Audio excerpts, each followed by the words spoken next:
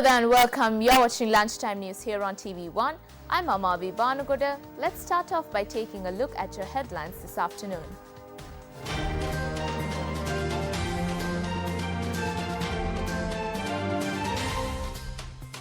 Former Defence Secretary Hemasiri Fernando and IGP Pujit Jayasundara both hospitalized and unable to appear before CID.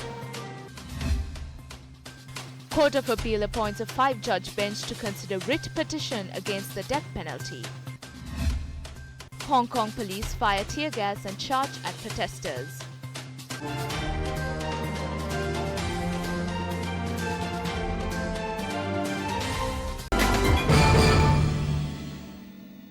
In your lead story this afternoon, IGP Pujita Jayasundara, who is currently on compulsory leave, and former Defence Secretary Hemasiri Fernando, who was summoned to be present before the CID today, did not arrive as both the IGP and the former Defence Secretary were admitted to the hospital. The police chief had been ordered to report to the CID along with former Defence Secretary Hemasiri Fernando to record a statement over the April 21st attacks. According to a hospital spokesman, Hemasiri Fernando had been admitted to the intensive care unit of the cardiology unit at the Colombo General Hospital. Meanwhile, the IGP had been admitted after experiencing chest pains to the police hospital in Narahempita. The Attorney General yesterday instructed acting IGP C.D. Vikramaratne to name the state officials as suspects in the April attacks and produce them before court. The Attorney General had given the instructions taking into account the evidence directed to him by the Director of the Criminal Investigations Department. The AG points out, according to the evidence, it is evident the duo had committed an offence punishable under the Penal Code. However, the Attorney General's office revealed that a response from the acting IGP in this regard is yet to be received. In one of your headline-making stories this afternoon, a 5-member judge bench has been appointed to consider the writ petition filed requesting an injunction order be issued against the death penalty. The writ petition has been filed before the Court of Appeal by journalist Malinda Senviratna. The other members of the bench, headed by President of the Court of Appeal, Yasantha Kodagoda, are Justices Deepali Vijay Sundara, Janak De Silva, Achala Vengappuli and Arjunobe Sekara. Our correspondent noted that the writ petition is to be considered before the 5-judge bench today. The event to mark the official language day was held at the BMICH yesterday under the auspices of the President Maithripala Sirisena. The Official Language Policy Implementation Week was launched yesterday with the objective of implementing the official languages policy effectively.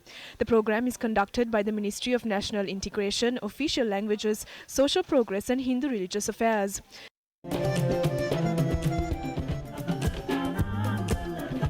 The language audit report, sponsored by the United Nations and published in all 3 languages, was presented to President Maithripala Sirisena by the Minister of National Integration, Official Languages, Social Progress and Hindu Religious Affairs, Mano Ganeshan.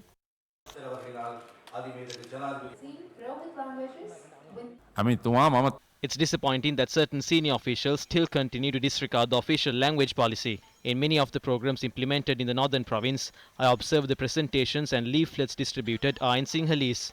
According to the official language policy, this is a huge mistake.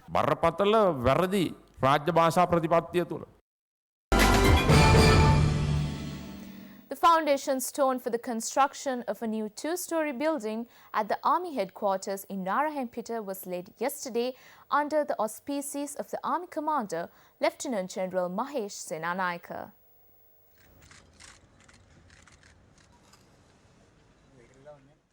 This building will provide accommodation to officers attached to the Army headquarters.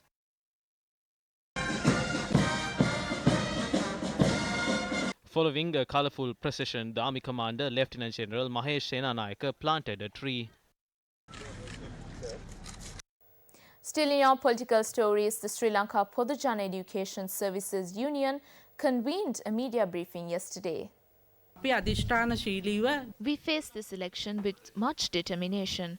We received support and strength from Basil Rajapaksa continuously, which helped us to succeed. We clearly state that the Teachers Union laid the foundation for the success at the upcoming presidential election. ලබා දුන්නයි කියන එකත් අපි පැහැදිලිවම කියනවා. යම්කිසි පුරුෂණ ආක්‍රමිකතාව වෙලා තියෙනවා ජනතාවේ මුක්ති පෙරමුණු පාලනය කරන කාලේ පුදුමාලම යවලා තියෙනවා. ආක්‍රමිකතා සිද්ධ වෙලා තියෙනවා. We have learned that corrupt activities have taken place. However, we do not have any proof to confirm this.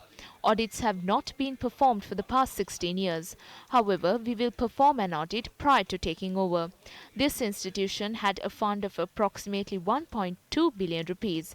However, under the JVP administration, this fund had declined to around 600 million rupees. ගාන දක්වා අඩු වෙලා තියෙනවා.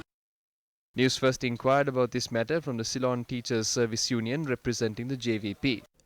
With regard to the deposit of 1.2 billion rupees, these funds were distributed as loans to the members of the institution. The deposits actually amounted to more than 1.6 billion rupees and not 1.2 billion rupees. We request them to refrain from speaking on matters they are not aware of. It is disappointing that they are raising such accusations based on information provided by a few misleading members within the organization. අභූත චෝදනා නගන එක පිළිබඳව අපි කනගාටු වෙනවා. In your local news now, the promotional convoy of the Abhimanvaram Scholarship Program done by the Champions Network commenced from Kathragama today.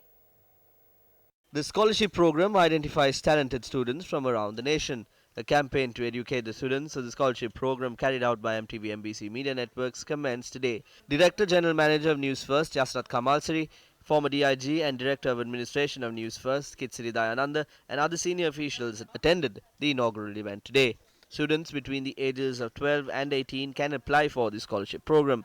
The scholarships will be granted under 10 categories including education, entrepreneurship, unique talents and technical knowledge. The students around the Kathragama town will be informed about the program today. The application forms can be obtained by logging on to our website www.newsfirst.lk.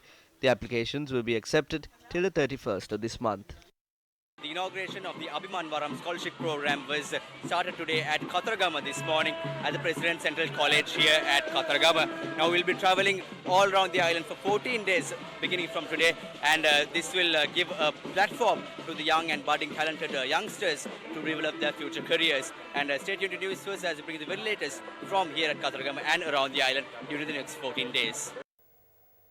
That was Muad Rasik coming to you live from Kathragama. Still in your local news, the Met Department issuing a heat index advisory warned that temperatures ranging from 32 to 41 degrees Celsius may be experienced at some places in the Polonnaruwa, Batticaloa, Ampara and Monragala districts.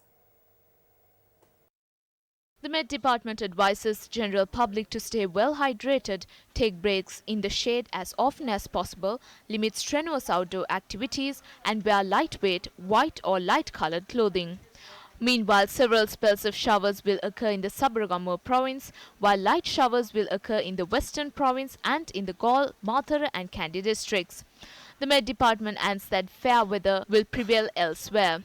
Strong gusty winds up to 50 to 55 kilometers per hour are likely in the northern, north-central provinces and in the Trincomalee, Hambantota and Mathura districts. Fairly strong winds up to 40 to 45 kilometers per hour are likely in the northwestern province and Mathura district. And with that, it's a wrap of lunchtime news here on TV1. Thank you for joining us. For the Newsfirst team, I'm Amavi Banagoda. Have a good day.